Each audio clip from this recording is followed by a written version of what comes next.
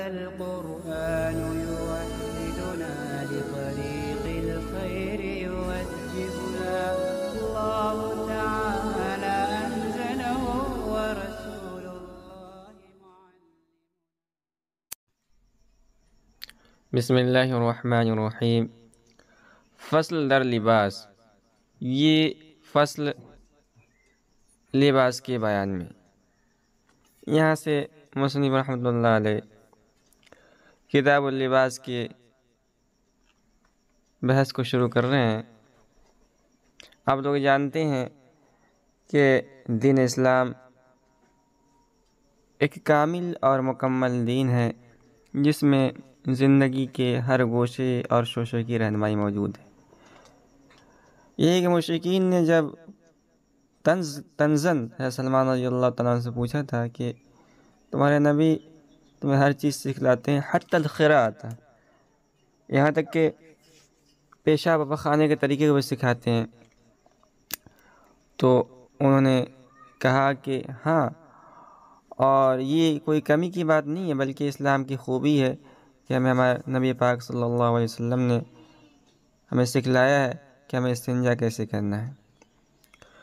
اس دین اسلام کے اندر لباس کی رہنمائی موجود ہے، اور لباس بقدر فرض کتنا ہونا چاہیے، اور لباس کا مسنون طریقہ کیا ہے، مستحب طریقہ کیا ہے، یہ ساری تعلیمات دین اسلام کے اندر موجود ہے، جس کو مصنف رحمۃ اللہ علیہ یہاں سے بیان کر رہے ہیں۔ سب سے پہلے مصنف رحمۃ اللہ علیہ فرض لباس کی مقدار کو بیان کر رہے ہیں، تو کہہ رہے ہیں پارچے پوشیدن بقدر ستر عورت و دفع سرما و گرمائے مہلک فرض است۔ یہ سرما گرما موصوف ہے اور ان دونوں کی صفت ہے مہلک۔ کہہ رہے ہیں کہ پارچے پوشیدن، کپڑا پہننا، بقدر ستر عورت، ستر عورت کی مقدار، ستر عورت کی بقدر۔ ابھی ستر عورت میں مرد اور عورت کی تحدید الگ الگ ہے۔ مرد میں ناف سے لے کے گھٹنوں تک ہے، اور عورت کا پورا بدن۔ تو لباس پہننا ستر عورت کے بقدر، ودفع سرما و گرمائے مہلک، اور ہلاک کر دینے والی گرمی اور سردی کو دور کرنے کے لیے فرض است، فرض ہے۔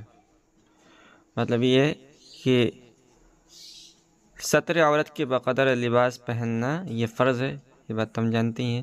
اس کے علاوہ موسم گرما میں گرمی سے حفاظت کے لیے اور موسم سرما میں مہلک سردی کی حفاظت کے لیے بھی لباس پہننا فرض ہے، جس سے آدمی اپنی جان سے ہاتھ نہ دھوئے اور اس کی جان کی حفاظت ہو۔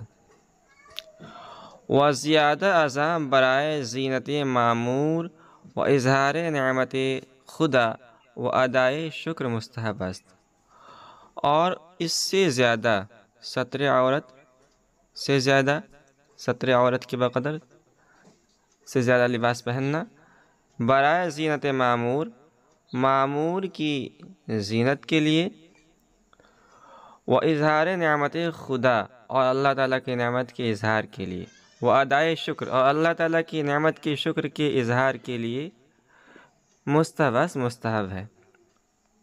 تو یہ مستحب لباس کی مقدار ہے کہ آدمی ایسا لباس پہنے کہ جس سے اللہ رب العزت نے جو حکم دیا ہے کہ خذوا زینتکم عند کل مسجد، زینت کا اظہار ہو۔ اور ایک حدیث کے اندر آیا ہے کہ اللہ تعالیٰ یہ نے اگر کسی کو نعمت دی ہے اور تو آدمی کو چاہیے کہ اس کا وہ شکر ادا کرے لباس، تو یہ مستحب ہے۔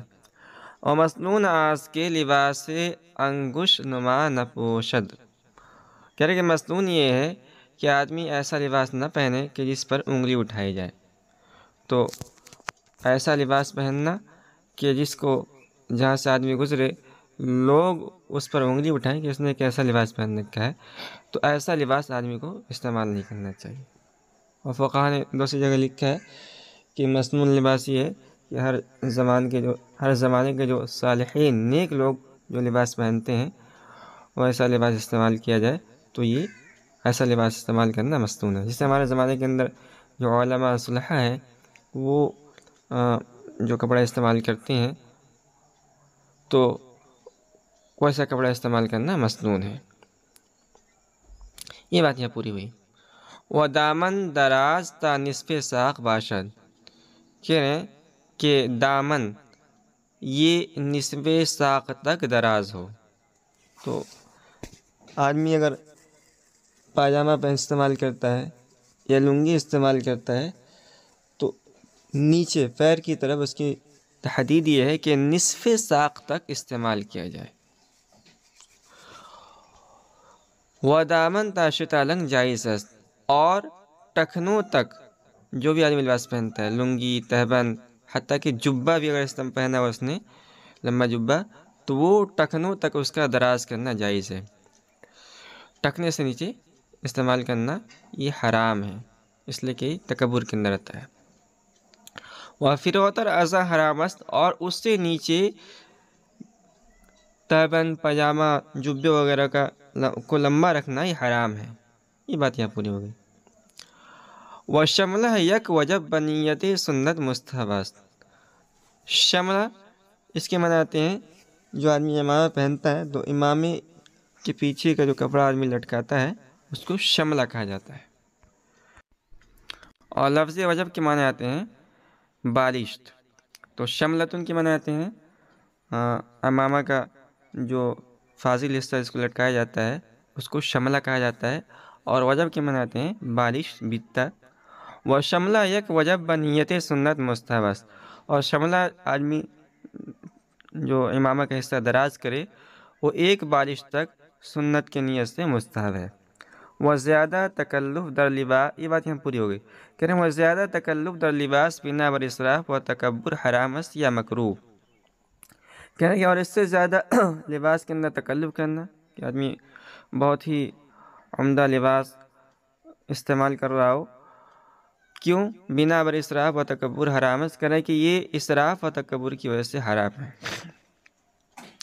مثال کے طور آدمی نے 50,000 کا کپڑا خرید لیا تو اس کے اندر اسراف ہے، اور اس کو پہن کر دل کے اندر تکبر بھی آئے گا اور تکبر آ رہا ہے تو اس بنا پر یہ حرام ہے. وہ زیادہ تکلف در لباس، اور لباس کے اندر زیادہ تکلف کرنا بنا بر اسراف و تکبر، اسراف یعنی فضول خرچی اور تکبر کی وجہ سے حرام ہے یا مکروہ، یا مکروہ ہے.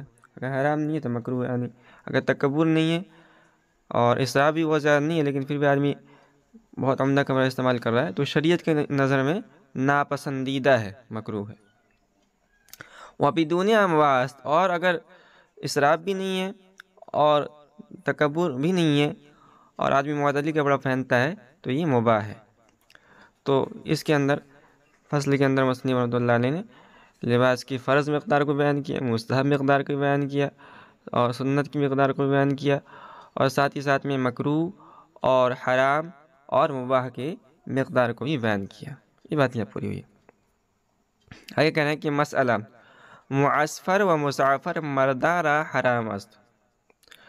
معصفر اور مسافر یہ دونوں اس میں مفعول کے صیغے ہیں، اور یہ کپڑے ہمارے زمانے کے اندر تو مشین وغیرہ سے کپڑے کو رنگا جاتا ہے، لیکن پہلے زمانے کے اندر لباس سادہ ہے، اگر سفید کلر کا ہے تو اس کو تو کلر کرنے کی ضرورت نہیں ہے. تو سفید کپڑے کو پر جو کلر چڑھایا جاتا تھا تو عام طور پر اس کے دو طریقے ہوتے تھے. ایک تو یہ کہ ایک پھل ہوتا تھا کسم، جس کو کسم کہا جاتا تھا، پھل کہہ لیجیے یا پھول کہہ لیجیے، تو اس میں اس کو رنگا جاتا تھا. اور ایک دوسرا پھول ہوتا ہے زعفران جو آج بھی موجود ہے، تو اس میں رنگا جاتا تھا. تو جس کپڑے کو کسم کے اندر رنگا جاتا تھا اس کو معصفر کہا جاتا تھا، اور جس کو زعفران کے اندر رنگا جاتا تھا اس کو مزعفر کہا جاتا تھا. تو کہہ رہے کہ معصفر و مزعفر مردارا حرام است نہ زنا، وہ کپڑا جس کو کسم کے اندر رنگا گیا ہو یا جس کو زعفران کے اندر رنگا گیا ہو وہ مردوں کے لیے حرام ہے، نہ کہ عورتوں کے لیے. روایتی رنگ سرخ مردانہ مطلقاً مکروہ است. کہہ رہے ہیں کہ اور ایک روایت میں ایک حدیث کے موافق رنگ سرخ، لال رنگ خالص سرخ رنگ مردانہ مطلقاً مکروہ ہے، مردوں کے لیے مطلقاً مکروہ ہے۔ تو سرخ لباس کا استعمال کرنا، معصفر لباس کا استعمال کرنا، مضافہ لباس کا استعمال کرنا، یہ مردوں کے لیے جائز نہیں ہے۔ کہہ رہے مگر مخطط مثل سوسی، مگر اگر مخطط ہو، یعنی خالص سرخ رنگ کا نہیں ہے، سرخ رنگ ہے لیکن مثال کی طرف دھاری دار ہے، تو یہ مردوں کے لیے جائز ہے۔ مثل سوسی، جیسے کہ سوسی، یہ ایک قسم کا کپڑا ہوتا تھا، تو اس میں وہ خالص سرخ رنگ کا نہیں ہوتا تھا، تو کہہ رہے کہ اگر خالص سرخ رنگ کا نہیں ہے جیسے کہ سوسی ہے، تو یہ مردوں کے لیے جائز ہے۔